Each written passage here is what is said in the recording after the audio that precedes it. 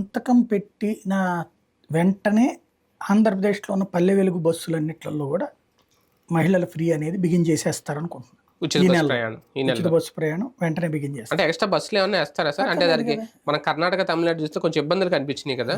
ఎన్ని జనాలకి తెలియదేంటి చూసి మగోళ్ళకి ఇంకా పురుషులకి ఎన్ని కూర్చోడానికి అక్కడ ఏమన్నా వదిలేశారా?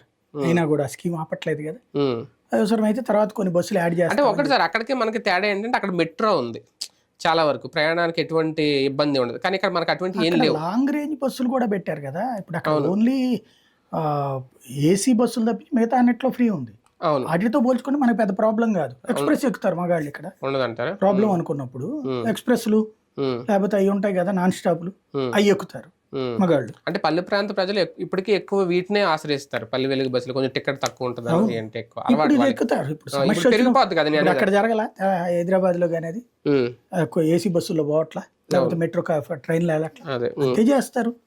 అది ముందైతే అది అమలు చేసేస్తారు. తర్వాత పరిస్థితిని బట్టి ఏమన్నా పల్లె వెలుగు బస్సులు వెంటనే ఇప్పటికిప్పుడు పెంచలేరు కదా, కొన్నాళ్ళు టైం తీసుకుని ఏమైనా పెంచుతారేమో. అది ఒకటి ఫస్ట్ జరిగిపోతుంది.